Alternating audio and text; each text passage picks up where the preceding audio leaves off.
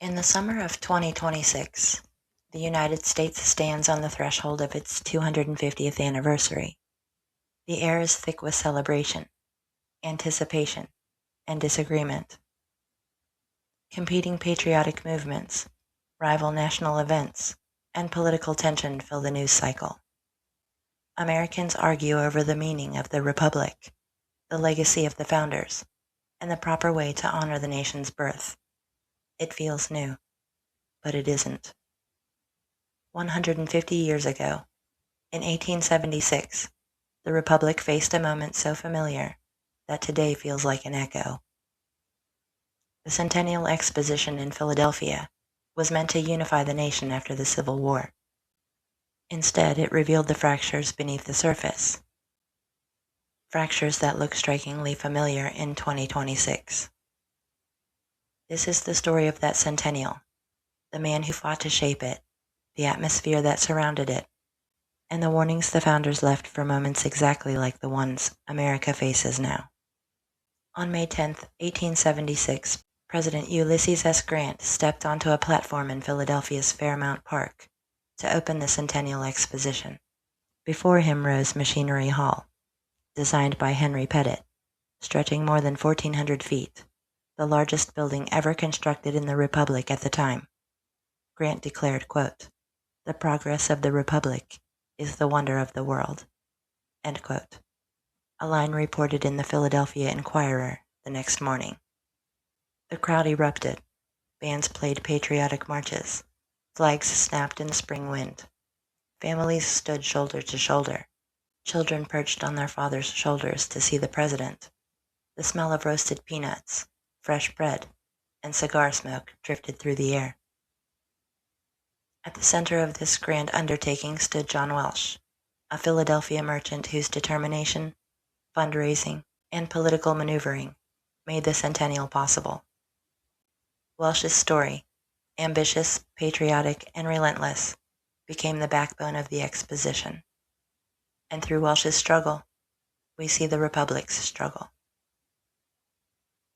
John Welsh was born in Philadelphia in 1805, the son of a merchant family deeply tied to the city's civic life. By the 1870s, he had become one of the most influential businessmen in Pennsylvania. When Congress passed the Centennial Bill on March 3, 1871, authorizing a national celebration of the Republic's founding, Welsh saw an opportunity to restore national pride and to elevate Philadelphia's status. He traveled to Washington repeatedly, meeting with senators like Oliver Morton of Indiana, Carl Schurz of Missouri, and Simon Cameron of Pennsylvania, urging them to support federal funding. Welsh wrote in a letter dated April 12, 1873, quote, "The Republic must commemorate its birth with dignity, or it will forget what it is," end quote. But Congress refused to provide substantial funding. Welsh pressed on, raising over $4 million through private subscriptions, a staggering sum for the era. Welsh faced resistance from several groups.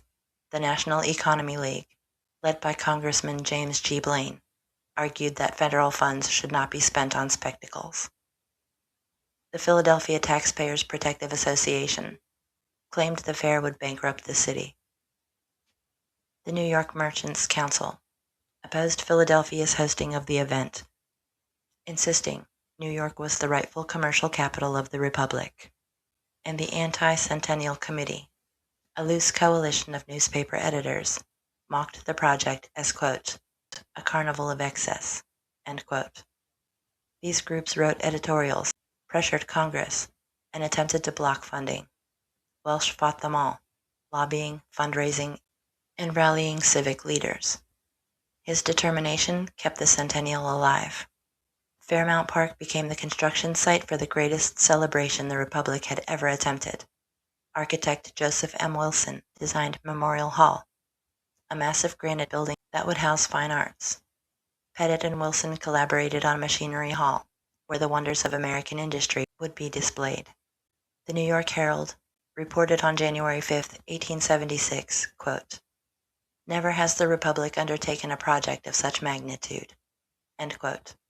Workers labored through winter storms. Rail lines were expanded. hotels doubled their staff.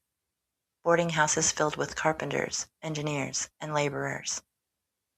The city transformed itself into a national stage.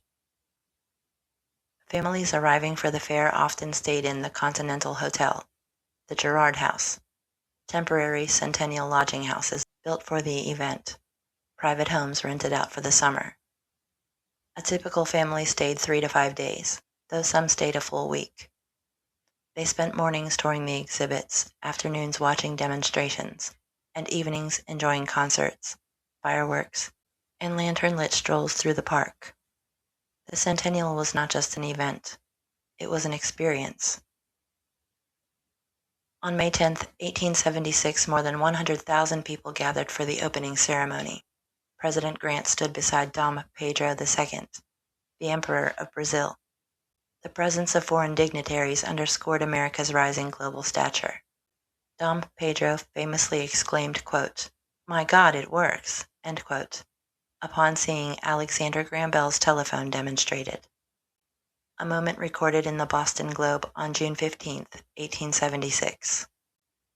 Families wandered through Machinery Hall, marveling at the Corliss steam engine, weighing 650 tons, the Remington typewriter, Heinz products, the Statue of Liberty's right arm, shipped from France, the McCormick Reaper, the Singer sewing machine, and the Wallace electric lamp. Children begged for souvenirs, tin toys, centennial ribbons, miniature flags. Vendors sold lemonade, oysters, sausages, and ice cream. Brass bands played patriotic tunes. The atmosphere was electric. The Republic was on display, and Americans were proud. As millions visited the Centennial, the Republic plunged into one of the most contested elections in its history. Rutherford B. Hayes faced Samuel J. Tilden. Tilden won the popular vote, but 20 electoral votes were disputed. Congress created an electoral commission in January 1877. After weeks of deliberation, the commission awarded the disputed votes to Hayes by a margin of 8 to 7. The centennial year, meant to celebrate the Republic's founding principles, ended with the abandonment of those principles for political stability. Attendance dipped. Newspapers criticized the fair's cost. The Anti-Centennial Committee renewed its attacks.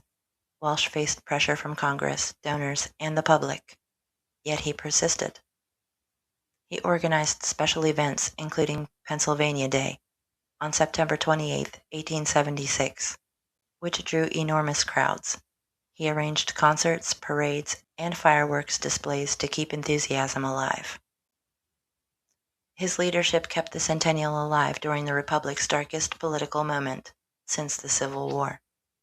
By the time the exposition closed on November 10, 1876, nearly 10 million visitors had attended.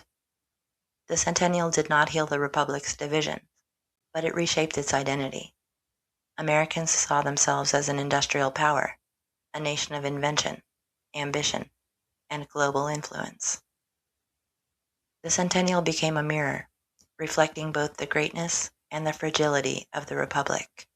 Now, in 2026, the Republic faces a moment that feels eerily familiar. Competing national celebrations include the official America 250 Commission, the politically charged Freedom 250 movement, the National Heritage Alliance, the Founders Torch Coalition, dozens of private patriotic initiatives. Just as in 1876, Americans debate who speaks for the Republic, who interprets the founders, who defines patriotism, who decides what America is. The founders warned of moments exactly like this. George Washington, in his farewell address, cautioned the factions that would one day threaten the Republic, more than foreign armies. John Adams warned that, quote, "Liberty once lost is lost forever," end quote, urging the future generations to guard the Republic against internal decay. James Madison wrote that the greatest danger to the Republic would come when citizens, quote, "cease to value the blessings of liberty," end quote. Today those warnings feel prophetic. The semi-quincentennial is not merely a celebration.